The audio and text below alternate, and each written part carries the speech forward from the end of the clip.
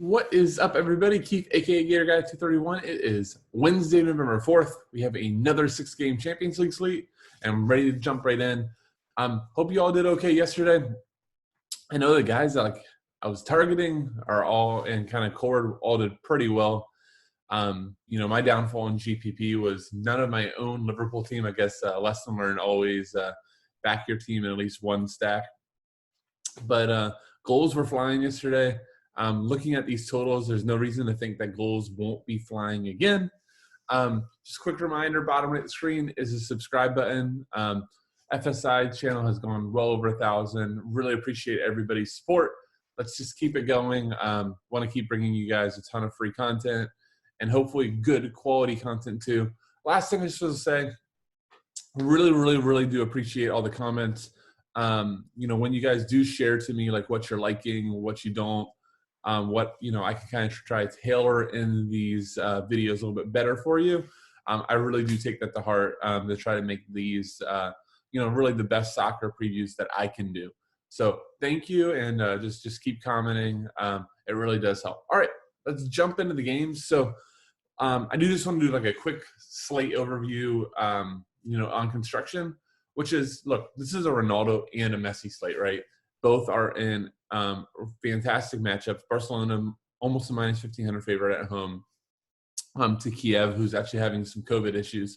Then Juventus on the road to a team, I can't say their name. That's how good they are.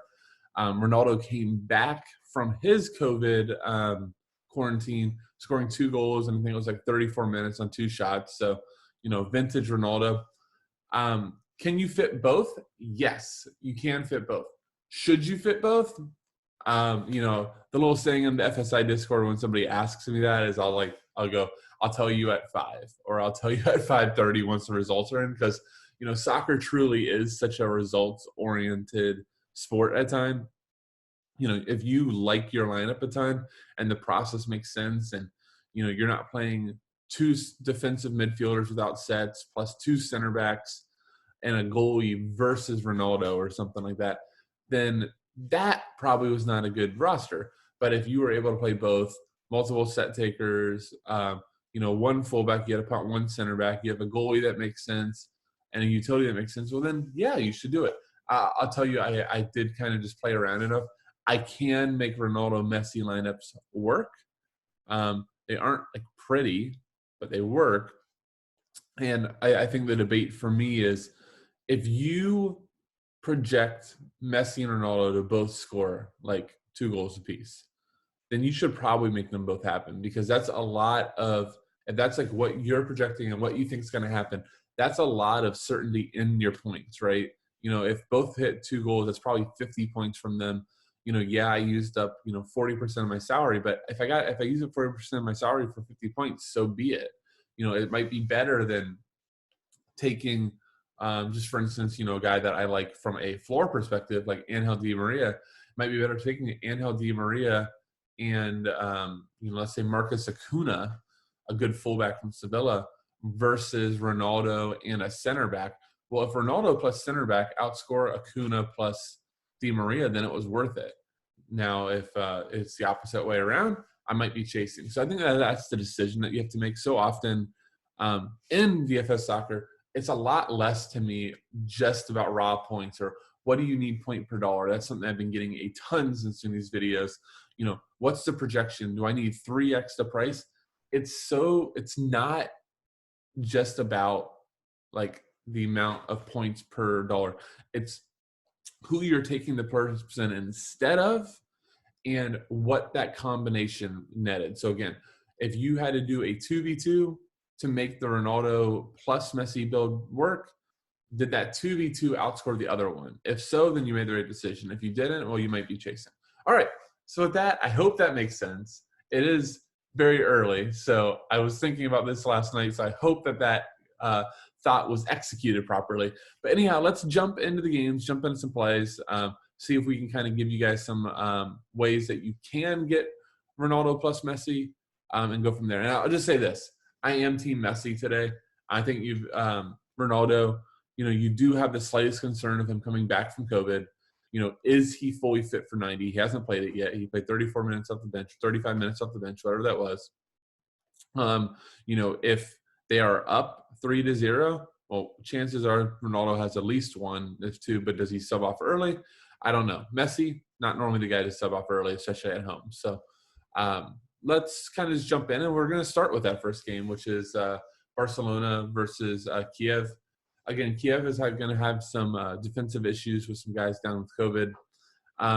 Look, I'm not going to be playing any Kiev pieces as a plus 1,500. Is it even 15? It's more than that. It's a plus 3,000 dogs. So, no, we don't need any Kiev.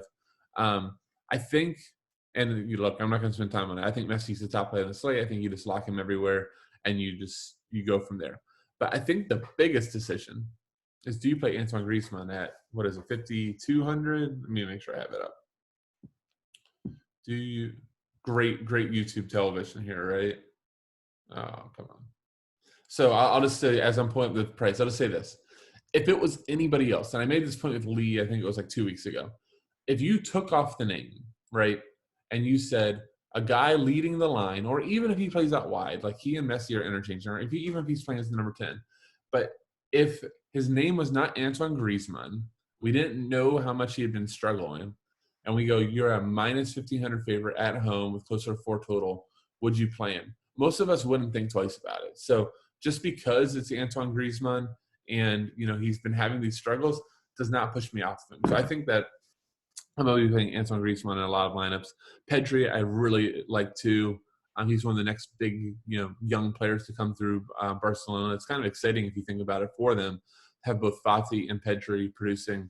But I think he's my DK app's down, guys. So I'm going to try to do my best I can off of prices from memory. But I think he's like 4,600. I think he's close to, I don't want to say a lock, but like he should probably be in your lineups.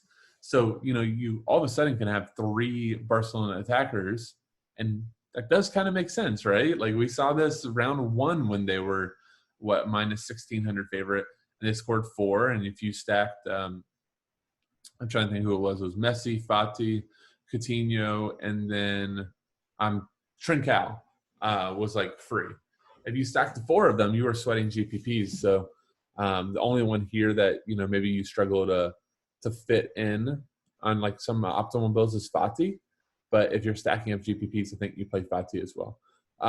Cool thing about Barcelona, or maybe not cool, depending on how you want, is those fullbacks aren't like musts by any means. Alba is fine. Dest is fine. Pjanic in midfield is fine. None of them are musts. None of the guys are going out of my way to target. All right, let's jump into the next game, which is going to, for us, is going to be Juventus versus Ferencvárosi. It doesn't really matter what their name is. You're not really going to be playing. Actually, there might be one guy you play for them. But anyhow, let's talk about Juve. We already talked about Ronaldo. I think he's, to me, if I did like projections, he would be my second most projected like points for a player. I think he's in a phenomenal matchup. Ronaldo is one of those, and I say this in the nicest way, but like the only word I can think of is like psychotic. So that's going to come out wrong. But like those guys that are so like, here's a better word, obsessed. Ronaldo is like one of the most obsessed guys you'll ever watch. He's obsessed with winning. He's obsessed with, I think his numbers and his legacy. But one of the few guys that, you can see taking 10 shots in a game. Like he and Messi are like 2 of the only guys, and Timo Werner in Leipzig days. But that you could legitimately see taking double-digit shots, and you could totally see that here. First game in the Champions League. The Champions League is the competition that Ronaldo values above all. It's why he went to Juventus, to prove Madrid and some other things too. But anyhow, one big reason he went to Juventus was for the Champions League, not to help them win Serie A. They could do that fine without him. So I do think he's going to try to open up his account in a big way. If he scores 2-3 goals, I won't be shocked here at all. I'm definitely going to have in GPP some Messi plus Ronaldo's. I have not decided if there's an optimal way to do it, for like a cash type of lineup, or if you're better kind of doing a little bit more balance. I think a lot of that will depend if we get any, surprise values that can make it work. With Ronaldo in, I'll just say this about Juventus. It really does take me off a lot of other Juve pieces. We haven't seen them a lot this season with Pirlo, with Ronaldo, but in past year under Sarri, um, Ronaldo really, really drains a lot of the DFS goodness from the rest of the players because he is just such that magnetic force that they just kind of feel like, okay, I can take the shot, but I should pass it to Cristiano. It's so hard with these alphas. The guys just, whether it's fear, whether it's anything, just so much has to go through them. So I think it takes down on Dybala and makes him more of a GPP, especially when Dybala and Kulusevski are in. They're going to be splitting sets. So I think that, when you lower those floors and they're already floor plays, you're really needing a goal. These Champions League sites are so high scoring. I think just targeting floors can sometimes be a mistake. So, I think they're more set up for GPP. Really, the rest of Juve is the fullbacks are tough. Like Quadrado, I do always like, but his price was like 6,700. It's way too much on this slate to fit. I think you're going to have to continuously spend down on defender. There's a couple Sevilla guys I'll mention that I think are worth spending up for. Quadrado, sorry for the hiccups. Quadrado at 6,700 does not fit the bill to me as the guy I want to spend up for. I think that's what covers Juve. On Ferran, this is so bad. On their side, could you maybe play a fullback? I haven't looked at their prices. I know Lovren says like 2 years ago I saw him take a corner. So the FSI guys joke that the moment that I saw somebody take a corner, they're already one of my guys, and I wrote him down. So I guess they're right. But I guess he's in play. The dude that I might consider, especially if you're going to try to do the double stud build, is Izziel. Took some sets last game. I think he took 2 or 3 corners. He's definitely taken other corners as well. I think Zubkov could take some too. I think I remember a sample back in like the UCL qualifying that he took some. So those guys are cheap. If you're going to play anybody from here, it's just got to be cheap. And, you're hoping for 5 to 6 DK. And you're doing so to make Ronaldo plus Messi work. If you're not doing Ronaldo plus Messi, I don't see paying down at like a midfield or a utility spot. All right. Sorry. Next game I want to go. I know I'm jumping, but I'm doing it for a purpose. These are arranged by how DraftKings have the lineup. I'm going to jump to Sevilla versus Krasnodar because I think that this is actually one of the really, really interesting games. Sorry, my little Zoom stuff went too far. All right, so here we go. Sevilla versus Krasnodar. Look, here's the thing with Sevilla. They absolutely pummeled Rennes last game. They've been doing in the league too, where they're just the possession that they're taking and the opportunities that they're getting are just unbelievable, and it's making them be a great DFS team without the goals. Now, here's the problem. I say they're a great DFS team, but they're not flashing the ceiling we want to see. Like, we're just seeing a ton of guys be able to get 13, 14, 15 DK because of all the opportunities. If you look last game, I think Jordan had 16. I think both center backs had like 13 before or after the clean sheet, but that means like double digits. Like, they're just getting so much ball, so many opportunities. I do kind of think that with some quality, like I think Munier and Lucas are both, I know Campos are very, very good. I skipped De Jong for a reason. I truly don't think that De Jong is all that great, but I think he's viable. Rakitic is a good player. Jordan's a good player. Acuna is definitely a good player. Navas is, from DFS are very good players. There's a lot of good targets. It's just going to be like how much do they finish. And we did just see Krasnodar, who had the big-time home field advantage, having Chelsea come to Russia and getting smashed by them. So, and then they just lost in the league 2-0. I think they're still dealing with COVID issues. Remy Cabella and Wanderson are the two guys that stick out right away. I'm trying to think of his name's Wanderson. I think it is. Anyhow, I think Sevilla is actually a really, really viable stack. I don't think there'll be much ownership because people just go jam in Messi and Ronaldo. You can play a Sevilla stack with just one of those guys.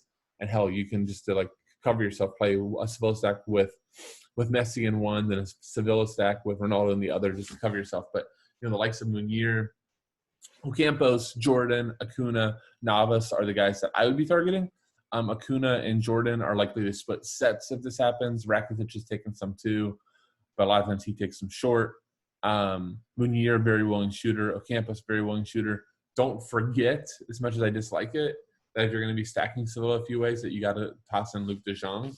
But I do think this is a very viable stack. I don't think it'll be super high owned. I think there'll be ownership on it. I think it'll be like Ajax yesterday. That was one of my favorite stacks. Did not work out, but I was actually shocked as much ownership as there was. I thought with all the news that Ajax had all the COVID stuff that they would be like no owned when those guys actually showed up and played.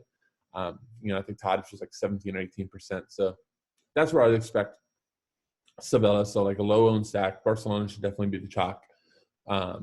But you have upside there. All right, that's enough on Sevilla. Next one I want to jump to is Chelsea versus Rennes. So Chelsea has slowly become like, let me just grab a coffee real quick. Chelsea slowly become a DFS disaster team for me. The floors suck. The sets are a disaster. And you've got to get the goals. So if you got to get goals from Chelsea, it's probably going to be Timo Werner. I would not be shocked to see Tammy Abraham in here at all. Maybe Timo Werner getting a break. EPL right now, fixture conjunction is insane. And Chelsea definitely wants to make sure that they're qualifying their top four, and they probably want to try even this year, as open as it looks, push for number one. But I just don't know with Chelsea. I think the only way to play Chelsea here is you either target the guys that you think will score a goal, or you target them as a stack. I don't think it's viable to play them by themselves. Cholo's too expensive. He was taking sets, but he and Ziyech are in this past weekend. We expect them to split, and then Mason Mount takes everything. And I think it was only like one corner, or a couple of them were short. So these sets are just not great. So here's my thing on Chelsea. I think, to me, they're just a total JPP team. They're absolutely stackable. I could 100% see them show up and put 5 goals on Rennes the way that Rennes played last game. Rennes hasn't even been looking good in the league again either. I don't know if they won this last week, and I just know I kind of backed them on another slate. What was it, like a week and a half ago, and they dudded. So I don't think highly of Rennes right now. Stack up Chelsea here for GPPs. That'll be definitely low owned with where they're priced at, because I don't think that you can fit like a Messi or Ronaldo with them nearly as easy as you could with Sevilla. That's how I'd handle Chelsea. All right, we're going to wrap up here in a minute. PSG and Leipzig. So big news, obviously, with PSG is that Mbappe and Neymar are both out. It does mean that everything's going to route through Angel Di Maria. It's tough because Leipzig's a good team, but we just saw them just get trounced by United. So, what type of Leipzig do we see today? I do think that even without Mbappe and Neymar, that look, this PSG side, there's still a ton of money in it. Like there's good players here. Di Maria is obviously a world-class player. Sarabia is a very, very good player. Moise Kean, Everton fans would love to see him become a good player, but I mean, before he went there, he was one of the next big Italian strikers. So, he has quality. Marquinhos, good player. Ana Herrera, Kiev, Florenzi, the list goes on. So there's some good players here. So, and the bookies do back PSG. Like they're Leipzig's not a huge favorite or anything by now. It's still close to a pick 'em. So I think that Angel Di Maria's price for cash games, he might catch a lot of steam. I think he makes a ton of sense as your second forward to like a Ronaldo or Messi. He should be on Monopoly set pieces. I believe he's going to take over Sarabia. And then we have seen this before when Mbappe and Neymar are out, Di Maria just goes nuclear. So, there's a good chance that you could see 4 or 5 shots, 8-9 crosses from Di Maria and him really get to value nicely. And then if he scores a goal, Yahtzee time. That's PSG. I think for me, it's just Di Maria. And then again, I think, anytime you get a big team, there's value if they're going to be low owned. Sarabia and Keane should not have any ownership. So if you want like super low owned GPP plays, there you go. For Leipzig is actually kind of tough. If Nkunku and Angelino splitting sets, but like we saw versus United, even when they dominated possession, neither one of them were like producing a ton of DFS for us. I do wonder how if they might struggle, like if PSG kind of sits up in more of like a defined shape, knowing that they're in a little bit of trouble without their two best players. If their shape's a lot better and Leipzig tries to struggle to break them down, that's kind of what I'm thinking. And I'm just not that high on any Leipzig pieces. I'll just, just like I've said on anything though, if you're just not high on them, but you could see them turning out, maybe doing like a mini GPP stack makes a lot of sense. Poulsen's super cheap. I think it's like 5,200. Pair him like Nkunku and Angelino. There you go. Olmo, also a good player, but just not like a ton of floor. Same deal with Forsberg. So if you want to you think Leipzig's going to score 3-4 goals, stack Forsberg, Olmo, Poulsen together, hope that the goals come from there, and you run out. But I don't think in cash that you're playing any Leipzig pieces, with the exception of if you have the salary for Angelino or Nkunku, go for it. I don't think that either are a must. Final game, guys. Dortmund versus Bruges. I'm not going to spend much time on this at all. Dortmund, never get right. Played way too much Dortmund last slate. Loved Gio Reyna when it came in. Took me off of Correa, who scored. That's the only thing I really remember about that slate, and Haaland getting bailed out at the end. But I think that Dortmund are GPP or bust. If I do GPP, you compare Haaland with Sancho or Haaland. I do think that Royce is probably going to play unless there's some sort of fitness issue, or Haaland plus Royce or Royce plus Reyna or some version of the attackers. Guerrero's been taking some sets, so that's fine if you want to do that, but he's played midfield. I just don't like Dortmund here. That just means if I don't like Dortmund here, that they're probably going to score 5 goals. So if you're not going to play a much Dortmund at all, you're going to play 10, 20 lineups, you hedge yourself by stacking them up in one. Other than that, I don't think you really need it. Dortmund do possess the ball a ton, which takes me completely off of Bruges guys as well. And I'll just say this.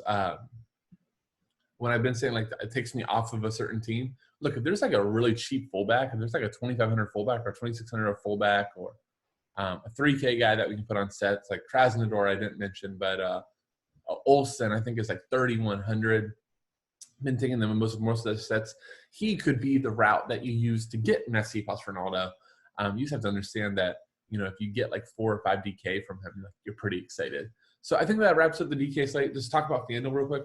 Cool part about FanDuel is, all these heartburns that we're having about Messi plus Ronaldo on DK, so easy to fit on FanDuel. So I'm actually a big fan of FanDuel today. I'm not going to pull the analysis I gave on the teams still works for FanDuel, but I think right away, Messi plus Ronaldo plus $5 center back.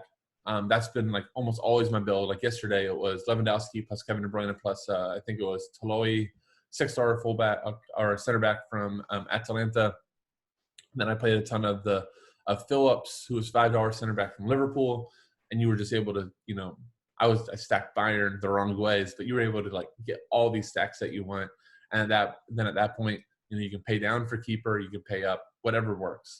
Keeper, I'll just say this: I think I've said it before, and I never spend much time on goalkeeper because it's the single most important decision in soccer that you have. There's no method to the madness. A lot of people play the middle-end guy for 4K.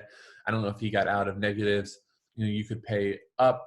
Hell, you paid up for Neuer going for a clean sheet, concedes 2 in the first 60 minutes, and still I think he was the highest-scoring keeper on the slate because he got 7 or 8 saves. So it's so variant. Pick the guy that you like that works the best, that makes the most sense in your lineup, and just go with it. That's keeper. But guys, thank you all so very much for watching the last 2 days. We had some phenomenal views yesterday. I'm hoping that the video does well today. So once again, Keith Jameson, aka GatorGuy231. You can find me on Twitter. If you have any questions, grab me before locks. Once locks come out, I'm not on Twitter at all. Guys, good luck today. Have a great sweat. See ya.